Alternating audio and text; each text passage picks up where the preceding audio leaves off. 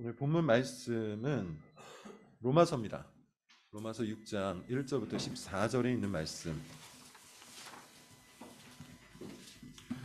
로마서 6장 1절부터 14절 우리 교독을 하도록 하겠습니다. 그런즉 우리가 무슨 말을 하려? 은혜를 더하게 하려고 죄에 거하겠느냐? 그럴 수 없느니라. 죄에 대하여 죽은 우리가 어찌 그 가운데 더 살려? 무릇 그리스도 예수와 합하여 세례를 받은 우리는 그의 죽으심과 합하여 세례를 받은 줄을 알지 못하느냐?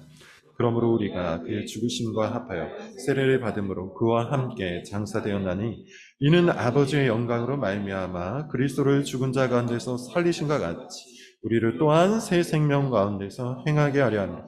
만일 우리가 그의 죽으심과 같은 모양으로 연합한 자가 되었으면 또한 그의 부활과 같은 모양으로 연합한 자도 되리라. 우리가 알거니와 우리의 옛사람이 예수와 함께 십자가에 못 박힌 것은 죄의 몸이 죽어 다시는 우리가 죄에게 종 노릇하지 아니하려 함이니 이는 죽은 자가 죄에서 벗어나 의롭다 하심을 얻었습니다. 만일 우리가 그리스도와 함께 죽었으면 또한 그와 함께 살 줄을 믿노니 이는 그리스도께서 죽은 자 가운데서 살아나셨음에 다시 죽지 아니하시고 사망이 다시 그를 주장하지 못할 줄을 알미로라. 그가 죽으심은 죄에 대하여 단번에 죽으시며 그가 살아계심은 하나님께 대하여 살아계심이니 이와 같이 너희도 너희 자신을 죄에 대하여는 죽은 자요 그리스도 예수 안에서 하나님께 대하여는 살아있는 자로 여길지어다. 그러므로 너희는 죄가 너희 몸을 하지 못하게 하여 몸의 사욕에 순종하지 말고 또한 너희 지체를 불의의 무기로 죄에게 내주지 말고 오직 너희 자신을 죽은 자 가운데서 다시 살아난 자 같이 하나님께 드리며 너희 지체를 의의 무기로 하나님께 드리라.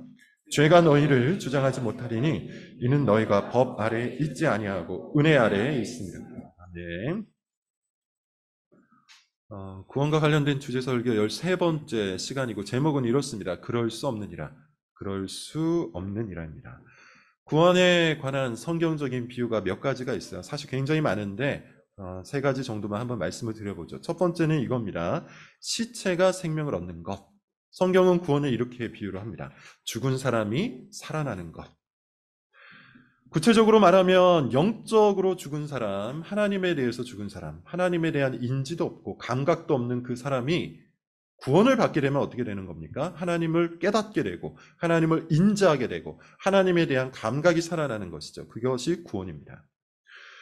두 번째, 소경이 눈을 뜨는 것으로 비유하기도 하죠. 어둠 속에서 태어나서 평생 동안 어둠을 더듬으며 세상을 살던 사람이 어느 날 갑자기 눈이 떠져서 빛을 보게 되는 겁니다.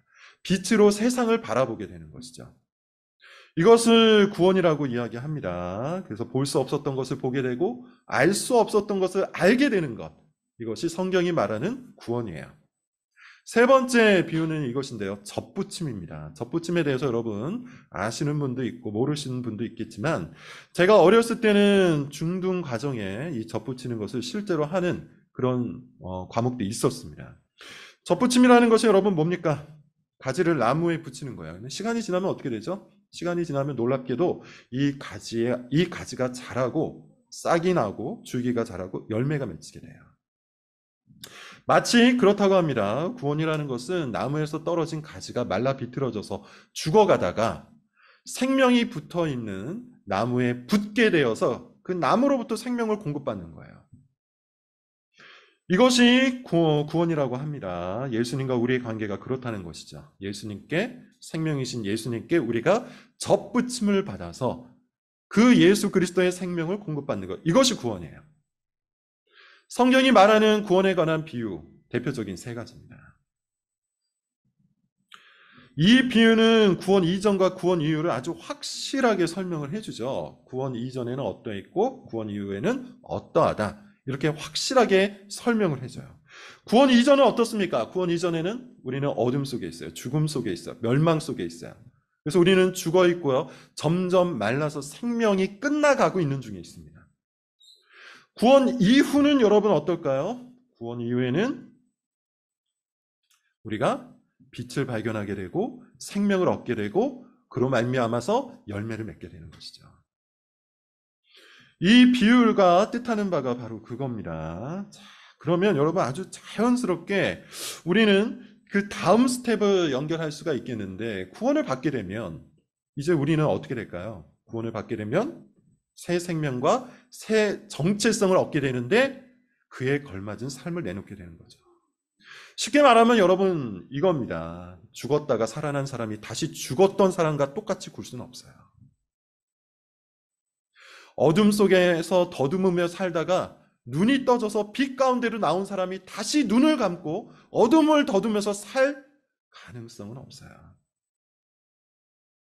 접붙임을 받지 못하고 말라 비틀어진 채 점점 말라가고 죽어가고 있었던 그 가지가 접붙임을 받아서 새 생명을 공급받고 있는데 옛날과 똑같은 모습으로 살아갈 수가 없다는 겁니다. 그게 바로 뭘 얘기하는 걸까요? 성화입니다. 오늘의 주제는 성화입니다. 구원의 질서, 구원의 서정상 우리가 칭의를 다루었고 그 다음에 양자됨을 다루었고 이제는 그 다음 단계인 성화로 넘어와서 성화가 무엇인지에 대해서 이야기를 할 겁니다. 성화는 말 그대로 이야기하면 거룩한 삶으로 변화되는 것이죠. 거룩한 삶으로 변화되는 것. 소경이었던 사람이 눈을 뜨고서 당연히 그에 걸맞는 삶을 살아가는 것. 죽어 있었던 사람이 새 생명을 얻고 당연히 그 새 생명에 걸맞는 모습으로 살아가는 것. 이것이 성화예요.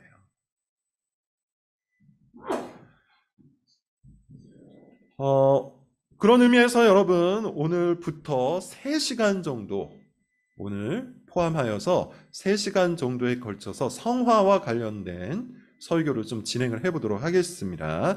3시간에 걸쳐서 한다는 것은 성화가 그만큼 중요하다는 뜻이겠죠. 사실 종교개혁 신학에서 가장 중요한 교리를 꼽는다면 이신칭의 교리라고 했어요. 믿음으로만 구원을 얻는다. 믿음으로만 구원을 얻는다. 가장 중요한 교리가 맞습니다. 칭의 교리를 사수하는 것이야말로 교회를 지키는 것이고 또 우리 구원을 왜곡하지 않고 온전한 구원을 얻는 아주 중요한 교리라고 했습니다. 그런 의미에서 여러분 우리는 칭의 교리를 계속해서 공부해야 되고 붙들어야 되고 그 가운데 우리 자신을 둘 수 있어야 됩니다. 그만큼 칭의 교리는 아주 중요해요. 그런데 여러분 이것이 사실 굉장히 또 많은 오해를 불러일으키기도 합니다. 칭의 교리에 대해서 많은 사람들이 오해를 하고 칭의 교리 때문에 기독교 신앙에 대해서도 또 많은 이들이 오해를 한다는 거예요. 어떤 오해일까요? 사실 이 오해는 종교개혁 시대에도 있었고요. 지금도 있습니다. 어떤 오해인가 하면 이런 거예요. 삶이 없게 된다는 거죠. 칭의 교리를 붙들게 되면 삶이 없게 된다. 엉터리 삶을 살게 된다. 오직 믿음으로만 의롭게 된다는 것이 칭의 교리인데요. 오직 믿음으로만 의롭다 함을 얻기 때문에 우리의 행위나 우리의 자격이나 우리의 공로는 사실 여기에 끼어들 여지가 없다. 이것이 이미 앞서 설명을 드렸던 칭의 교리의 핵심이었어요. 그러다 보니 많은 사람들이 그런 공격을 하거나 오해를 해요. 어떤 공격과 어떤 오해입니까? 그렇다면 우리의 행동에는 어떤 의미가 있을까? 그렇다면 우리의 삶에는 어떤 가치가 있을까? 이 교리 때문에 오히려 교인들이 더 타락하지 않을까? 이 교리 때문에 많은 사람들이 더 엉망진창으로 살아가고 있는 것이 아닐까? 이런 공격을 받는 것이죠. 실제로 이런 오해를 갖고 살아가는 사람들이 오늘날에도 굉장히 많습니다.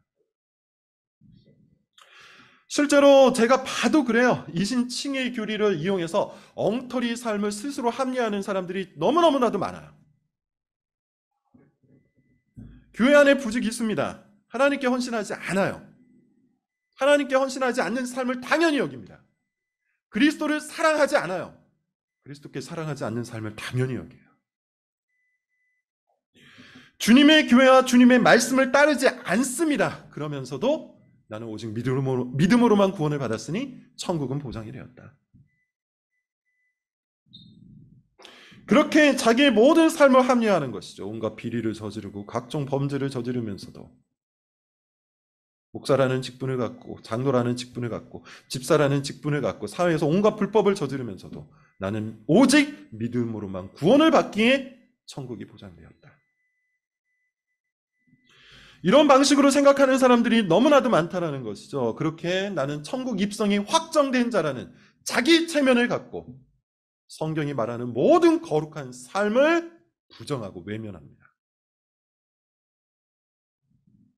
그러나 앞선 비유에서 여러분 우리가 살펴봤듯이 어떻습니까? 정말 그럴 수 있을까요? 정말 살아있는 믿음으로 말미암아 의롭다함을 받은 그 사람이, 정말로 중생하고 회심한 그 사람이 그렇게 살아갈 수 있을까요?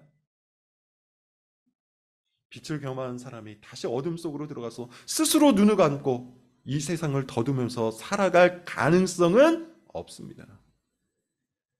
예수 그리스도라는 나무에 접붙임을 받은 사람이 열매가 없는 삶을 사는 것도 불가능해요. 종교개혁의 주요한 신학자였던 칼빈은 당시 이런 공격과 이런 여러 가지 부작용에 대해서 충분히 알고 있었기 때문에 칭의 교리를 다루기 이전에 성화 교리를 훨씬 더 먼저 그리고 많이 풍성하게 다루었어요. 그만큼 칼빈에게도 그리스도인의 삶이 중요했다는 것이죠. 그가 이런 말을 합니다. 기독교 강요입니다. 우리는 성화로 부르심을 받았으므로 그리스도인의 삶 전체는 경건의 연습이어야 한다. 경건의 연습이어야 돼요. 우리는 성화로 부르심을 받았어요. 그러므로 우리는 매 순간마다, 매 일마다, 매 달마다, 매 년마다 경건의 연습을 하도록 부르심을 입은 거예요.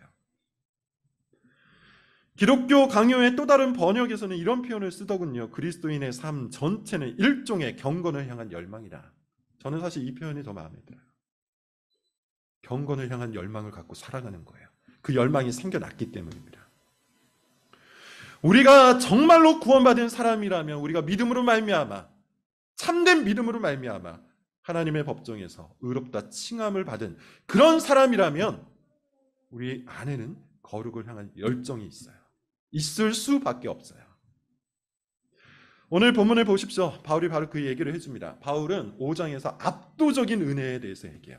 그리스도 안에 있는 압도적인 은혜.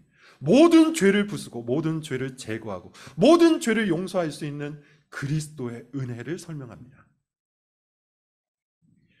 이 압도적인 은혜는 우리의 죄가 무엇이든 간에 그 모든 죄를 덮고도 남는다고 이야기해요. 그래서 이렇게까지 이야기를 합니다. 죄가 더한 곳에 그리스도의 은혜가 더하다. 자, 그런데 이 은혜와 죄의 관계를 다룬 후에 바울이 이런 자답을 합니다. 그러니까 이런 식으로 오해할 수 있다고 바울도 인정을 하는 거예요. 그게 오늘 본문 1절부터 4절이에요. 자, 한번 읽어볼게요. 1절부터 4절입니다. 같이 한번 읽어보겠습니다. 시작. 그런즉 우리가 무슨 말을 하려? 은혜를 더하게 하려고 죄에 거하겠느냐? 그럴 수 없느니라. 죄에 대하여 죽은 우리가 어찌 그 가운데 더 살리요? 무릇 그리스도 예수와 합하여 세례를 받은 우리는 그의 죽으심과 합하여 세례를 받은 줄 알지 못하느냐? 그러므로 우리가 죽으심과 합하여 세례를 받음으로 그와 함께 장사되었나니 이는 아버지의 영광으로 말미암아 그리스도를 죽은 자 가운데서 살리신과 같이 우리로 또한 새 생명 가운데서 행하게 하려 합니다. 바울은 앞서 그런 얘기를 합니다. 죄가 더한 곳에 은혜가 더하다. 그 말은 뭐냐면 내가 죄를 더 많이 깨달을수록, 또 내가 그동안 지은 죄가 더 많을수록, 그래서 내가 죄를 더 많이 자각하면 자각할수록 내가 받은 은혜가 얼마나 크고 놀라운지를 깨닫게 된다는 거예요. 그런데 어떤 사람이 이렇게 반문을 하는 거죠. 그렇다면 나는 은혜를 더하기 위해서 죄를 더 지어도 되는 거 아니겠습니까? 죄가 더한 곳에 은혜가 더하다면 그 은혜를 더 많이 누리기 위해서 나는 조금 더 죄를 짓다가 예수님 믿겠습니다. 요즘 말로 바꾸면 이런 겁니다. 어차피 하나님께서 믿음으로 우리를 구원하시니 우리가 엉터리로 살아도 되는 거 아니겠습니까? 그러다가 하나님의 은혜를 맛보면 그 은혜가 얼마나 더 달콤하겠습니까? 라고 스스로 합리화하는 것이죠. 그럴 여지가 있다는 것을 바울도 인정을 하고 있어요. 그래서 누군가가 만약에 이렇게 물어본다면 바울은 이와 같이 답변을 하게 돼요. 그게 2절입니다. 그럴 수 없느니라. 그럴 수가 없다고 해요. 죄에 대해서 죽어버린 우리가, 죄에 대해서 죽고 하나님에 대해서 살아난 우리가, 생명이신, 의로우신, 거룩하신 예수 그리스도께 접붙임을 받은 우리가 어찌 다시 죄 가운데로 들어갈 수 있겠느냐. 여러분, 이 말은 설득이 아니에요. 우리에게 그렇게 하지 말라고 브리핑을 하고 있는 것이 아닙니다. 그렇게 하지 말아라. 죄 가운데 들어가지 말아라. 은혜를 더하려고 죄 가운데 들어가지 말아라. 이렇게 설득을 하고 있는 문장이 아닙니다. 이 문장은 선언이에요. 우리 존재에 대한 선언이에요. 그럴 수가 없다는 거예요. 어둠에서 빛으로 옮겨진 사람은 그럴 수가 없다는 거예요. 죽음에서 생명으로 옮겨진 사람은 결코 그럴 수가 없다는 거예요. 참으로 구원을 받은 사람, 진정 믿음을 가지고 의롭다함을 받은 그 사람은 더 이상 그렇게 살아갈 수가 없다는 거예요.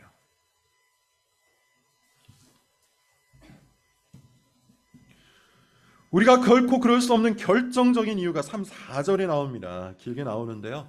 오늘은 이것을 강해 설교가 아니라 주제 설교이기 때문에 하나하나 뜯어서 보진 않겠습니다. 그냥 간단하게 한마디로 정리해서 말씀을 드리면 우리가 그렇게 할 수 없는 이유는 믿음으로 말미암아 그리스도와 연합이 되었기 때문이에요. 연합이 되었기 때문에 붙어있기 때문이에요. 생명이신 예수 그리스도와 의로우신 예수 그리스도와 거룩하신 예수 그리스도와 우리가 접붙임 붙어있기 때문에 우리는 그럴 수가 없어요. 자, 5절부터 9절입니다. 우리 같이 한번 읽어볼게요. 오늘 보면 5절부터 9절. 자, 시작. 만일 우리가 그의 죽으심과 같은 모양으로 연합한 자가 되었으면 또한 그의 부활과 같은 모양으로 연합한 자도 되리라. 우리가 알거니와 우리의 옛사람이 예수와 함께 십자가에 못 박힌 것은 죄의 몸이 죽어 다시는 우리가 죄에게 종 노릇하지 아니하려 함이니 이는 죽은 자가 죄에서 벗어나 의롭다 하심을 얻었습니다. 만일 우리가 그리스도와 함께 죽었으면 또한 그와 함께 살 줄을 믿노니 이는 그리스도께서 죽은 자 가운데서 살아나셨으며 다시 죽지 아니하시고 사망이 다시 그를 주장하지 못할 줄을. 5절부터 9절 여러분 다시 한번 잘 눈으로 보십시오. 어떤 이야기가 반복되고 있죠? 계속해서 말하고 있는 바가 있는데 그리스도와 우리가 연합되었다고 얘기해요. 붙어있다고 얘기해요. 하나가 되었다고 해요. 우리가 그와 연합한 자가 되었다. 우리가 예수와 함께 십자가에 못 박혔다. 우리가 그리스도와 함께 죽었다. 이거 다 뭘 얘기하는 겁니까? 우리가 그리스도와 한 몸이 되었다는 겁니다. 예수 그리스도를 믿음으로 말미암아 우리는 그리스도의 지체가 되었어요. 한 몸이 되었어요. 그리스도가 우리의 머리가 되었고 우리는 그의 몸이 되었습니다. 그러므로 바울의 논리는 지금 이거예요. 우리가 믿음으로 그리스도의 한 몸이 되었다. 그래서 그리스도의 의가 우리에게 전가되었고 우리의 죄는 그에게 전가되었다.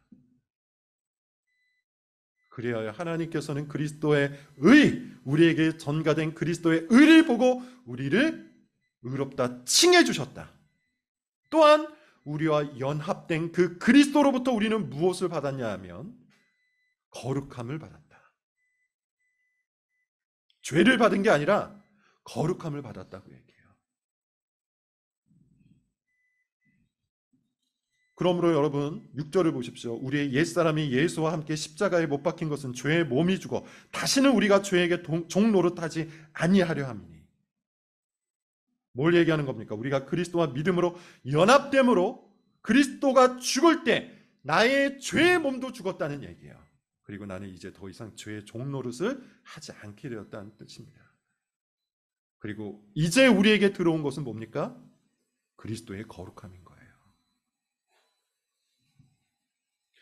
쉽게 말하면 여러분 이겁니다. 한번 생각해 보세요. 믿음이 뭐라 그랬죠? 빈손이라 그랬죠. 우리 주 예수 그리스도를 붙드는 빈손이라 그랬어요.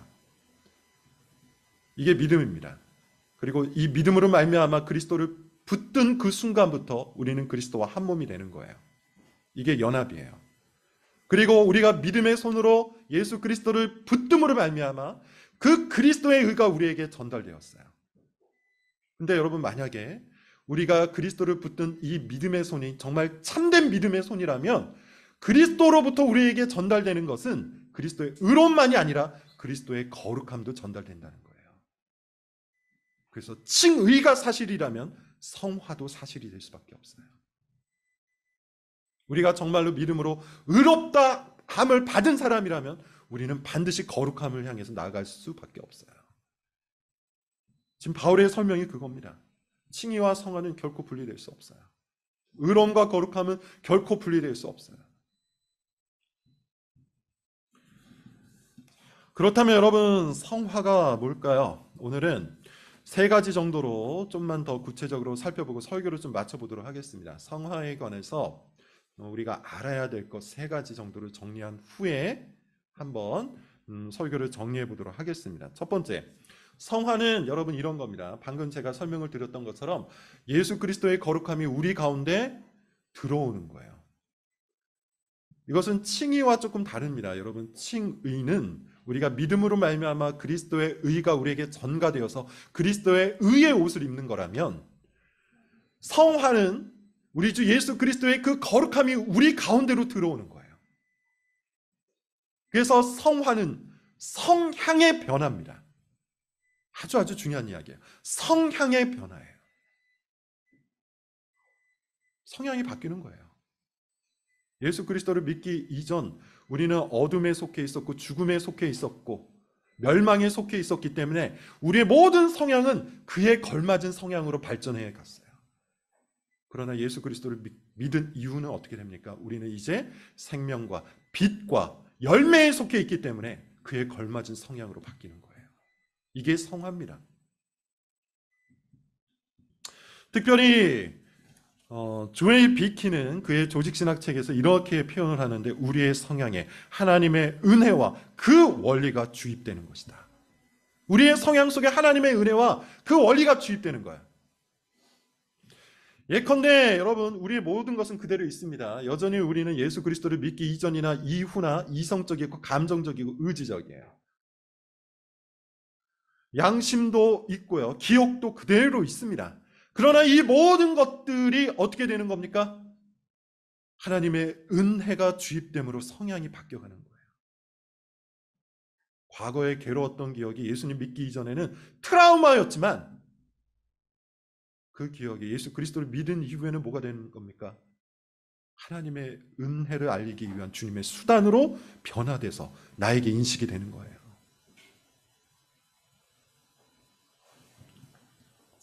그래서 예수 그리스도를 믿은 사람은 과거의 모든 상처로부터 점점 자유함을 얻게 되는 겁니다.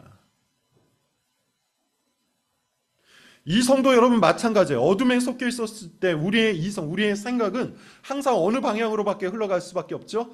나 자신을 위한 방향, 나 자신의 이득을 위한 방향. 예컨대 공부를 할 때도 그것을 통해서 어떻게 하면 내가 더 잘 먹고 잘 살 수 있을까?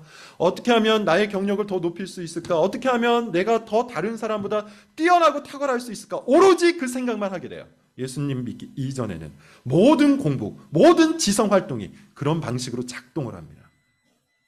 그러나 예수님을 믿은 후에는 이 이성이 어떤 방향으로, 어떤 성향으로 바뀌게 되는 것이죠? 내가 이것을 공부함으로 과연 하나님의 영광을 드러낼 수 있을 것인가? 내가 이것을 공부함으로 이웃의 유익을 추구해 나갈 수 있을 것인가? 또한 나의 생각이 내 신앙에 대한 고민으로 바뀌는 거예요. 하나님의 뜻대로 하는 근심이 내 안에서 발생하게 되는 것이죠. 감정도 여러분 사실 똑같습니다. 어둠에 속해 있을 때 내 감정은 오로지 나 자신에게만 갇혀서 움직입니다. 내 삶과 관련해서만 작동을 하게 됩니다. 그래서 내 기준에 맞지 않으면 분노하고요, 내 쾌락이 채워지면 즐거워합니다. 그러나 빛에 속하게 되면 내 감정도 바뀌죠. 하나님을 위해서 작동하게 돼요. 하나님이 분노하시는 것에 분노하고요, 하나님이 미워하시는 것을 미워하게 됩니다. 그렇게 내 감정이 변화되어 가는 거예요. 그렇게 성향의 변화, 내 지성의 변화, 내 감정의 변화, 내 의지의 변화, 내 기억의 변화, 내 상처의 변화가 점차 일어나는 거예요. 왜? 하나님의 은혜가 내 성향 속에 주입되어 나를 지배하기 때문이에요. 이게 성화입니다. 그래서 우리는 과거의 모든 내가 기뻐했던 습관들을 해로 여기고 이제 새롭게 나에게 주어져 있는 하나님의 영광의 은혜들을 기뻐하는 방향으로 내 인생이 설정되는 것이죠.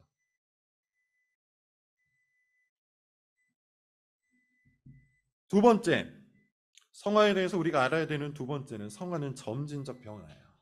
이건 여러분 우리가 꼭 알아야 되는 것 중에 하나입니다. 성화는 칭의 그리고 양자됨과 구분이 돼요.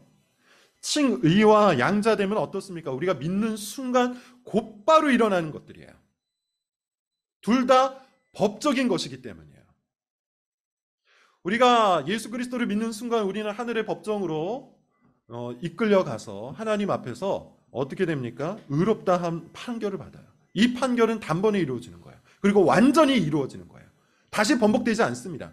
그리고 동시에 하나님 아버지의 양자로 입양이 돼. 이것도 법적 절차로 말미암아 마무리가 되겠죠.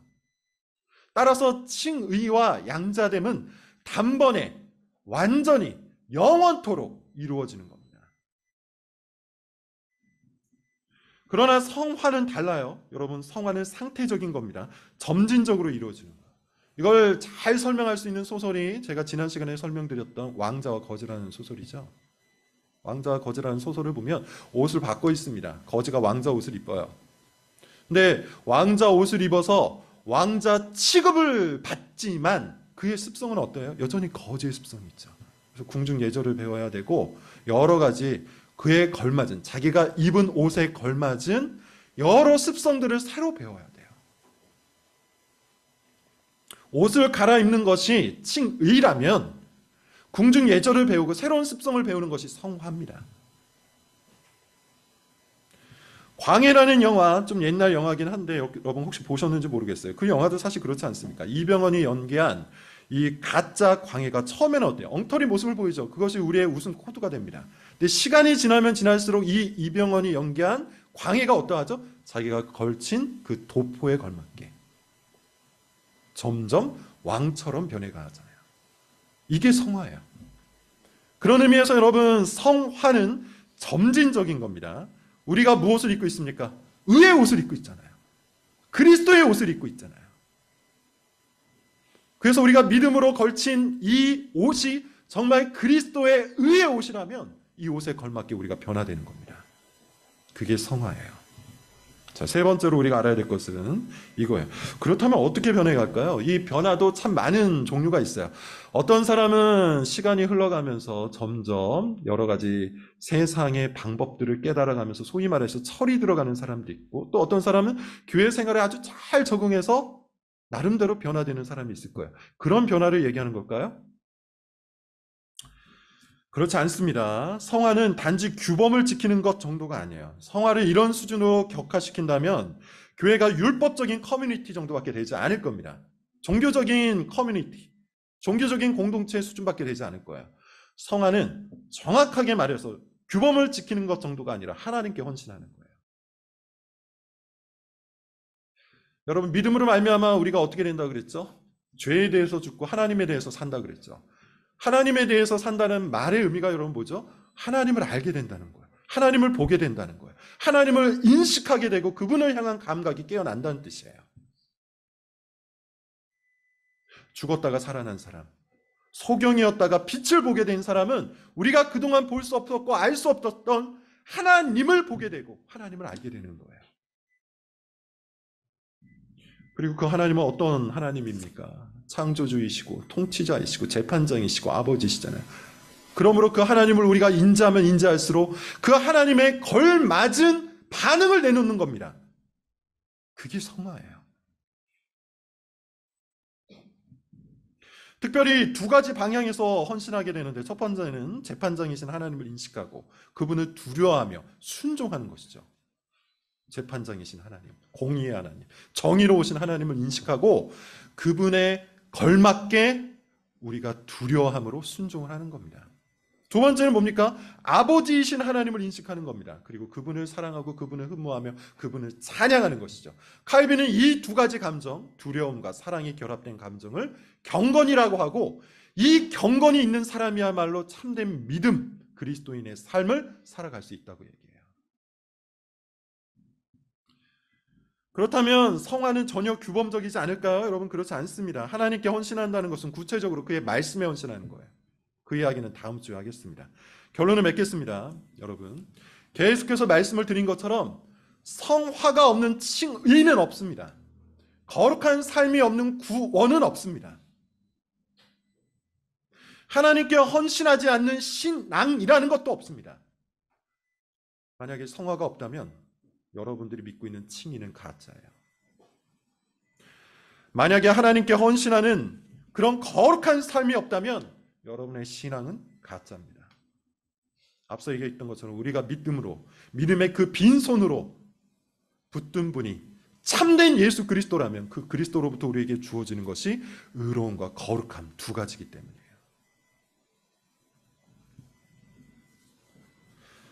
우리가 정말 믿음으로 예수님께 접붙임을 받았다면 우리의 성향은 변하게 되었어요. 그리스도의 은혜가 우리에게 주입되기 때문이에요. 그 원리가 우리 가운데 심어지기 때문이에요.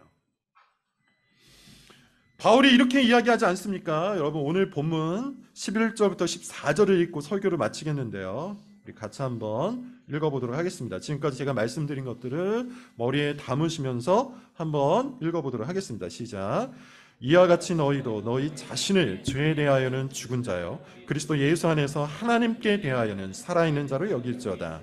그러므로 너희는 죄가 너희 몸을 지배하지 못하게 하여 몸의 사욕에 순종하지 말고 또한 너희 지체를 불의의 무기로 죄에게 내주지 말고 오직 너희 자신을 죽은 자 가운데서 다시 살아난 자 같이 하나님께 드리며 너희 지체를 의의 무기로 하나님께 드리라. 죄가 너희를 주장하지 못하리니 이는 너희가 법 아래에 있지 아니하고 은혜 아래에 있습니다. 죄가 우리를 주장하지 못합니다.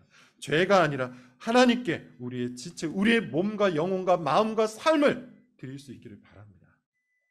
그것이 그리스도인에게 합당한 삶입니다. 기도하겠습니다.